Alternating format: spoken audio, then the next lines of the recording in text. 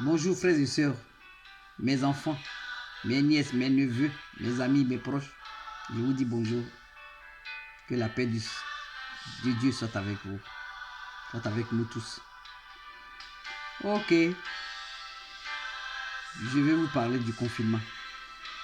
Le confinement ne veut pas dire qu'on doit être oisif. Non, on est confiné. C'est pas Dieu qui a permis le confinement, hein? Mais on est confiné pour prendre conscience de la présence du Seigneur, pour être en communion permanente avec lui, pour faire le tri dans nos vies, pour faire le bilan de notre vie. Oui, pour reconnaître que le Seigneur est notre sauveur. Mais aujourd'hui, il y a des gens qui sont là confinés, ils se plaignent. Oh, je suis confiné, je ne sais pas ce que j'ai fait, mais prie, parle avec Dieu. Ce que tu ne faisais pas avant. Parle avec Dieu, il va te répondre. Et puis, on a fait des années qu'on a fait sans parler aux gens. Parce qu'ils nous ont fait fâcher. On était fâchés avec eux. Mais il faut pardonner dans la vie avant de prier Dieu, avant de demander à Dieu de te pardonner. Il faut que toi tu pardonnes à tous ceux qui t'ont offensé. Les gens ils nous offensent, on offense aussi les gens. Mais on demande pardon. Il faut pardonner, il faut pardonner. Parce que ce qui est là, cet ennemi invisible là, on ne le voit pas. On ne sait pas où on va. Pardon. On demande pardon. On demande pardon. Ceux qui n'avaient pas le temps pour leurs femmes, prenez du temps pour vos femmes. Ceux qui n'avaient pas de temps pour leur mari, prenez du temps pour vos maris. Faites-leur à manger. Ceux qui n'avaient pas du temps pour leurs enfants, passez du temps avec vos enfants. C'est ça. C'est ce que Dieu a demandé. C'est ce qu'on doit faire. Tu n'as pas le temps de nettoyer ta maison. Nettoie ta maison. Tu n'as pas le temps de ranger tes affaires dans le placard. Un joli placard, il est là. Et quand on ouvre, oh là là, c'est le désastre. Mais prends le temps. Tu renverses tout, tu t'assois et tu fais le tri. Tu ranges bien.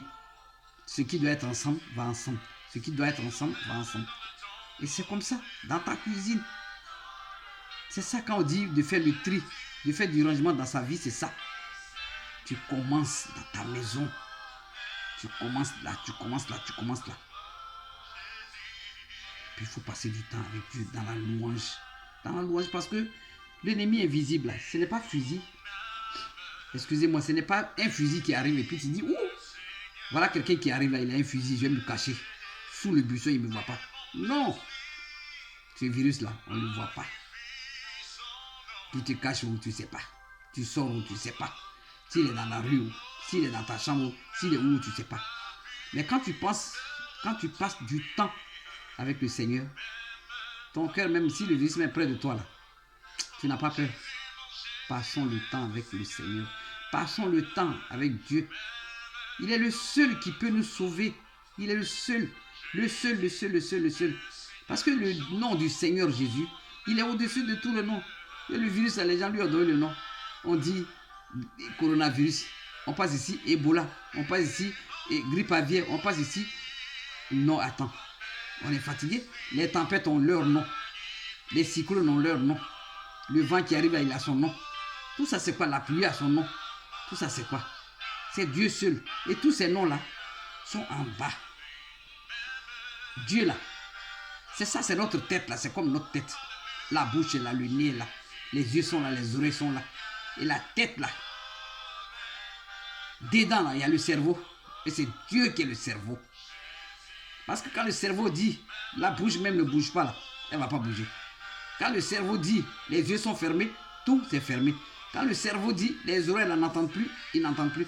Quand le cerveau dit, le nez là, il ne va même plus reconnaître les odeurs, rien. C'est ça, notre tête là. Les yeux, le nez, la bouche, les oreilles. Et ce qui est dedans là, c'est Dieu qui est dedans.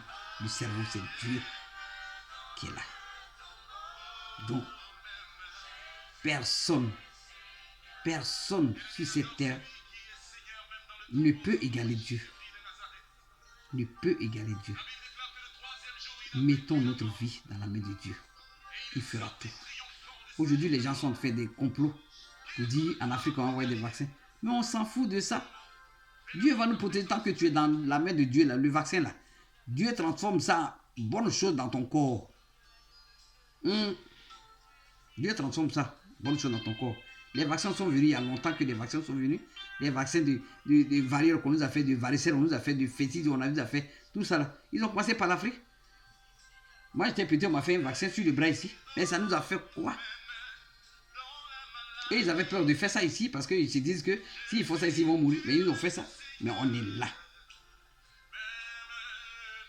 Frères et sœurs, derrière Dieu, il n'y a rien. Devant Dieu, il n'y a rien. À côté, il n'y a rien. À gauche, à droite, il n'y a rien. Dieu est l'unique. Il est l'unique et il sera toujours l'unique.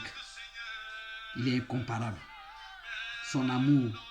Dieu, il est amour. Dieu, il est paix. Dieu, il est guérison. Dieu, il est résurrection. Dieu, il est tout. Il est au-dessus de tout. Il est au-dessus de tout.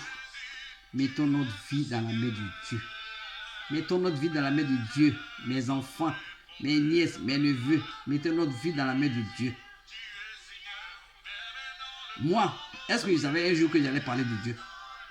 Je ne savais pas. Mais là, je parle de Dieu parce que Dieu est vivant. Dieu est vivant. Je rends gloire à Dieu aujourd'hui. Mettons nos vies dans la main de Dieu. C'est ce que je vous demande. Que la paix et l'amour de Dieu et l'Esprit de Dieu soient avec nous. Bonne journée à vous tous. Bon vendredi. Bye.